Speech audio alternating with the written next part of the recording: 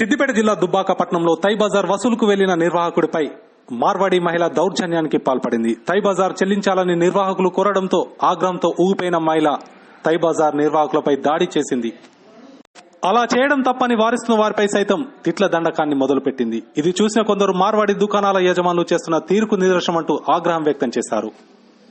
తై బజార్ వసూలు చేసే చిన్నపాటి సిబ్బందిపై మార్వాడి దుకాణ యజమానులు దాడికి పాల్పడడం ఏంటని ప్రశ్నిస్తున్నారు. ఇలాంటి వారిపై కఠిన చర్యలు తీసుకోవాలని తై బజార్ నిర్వాహకులు డిమాండ్ చేశారు.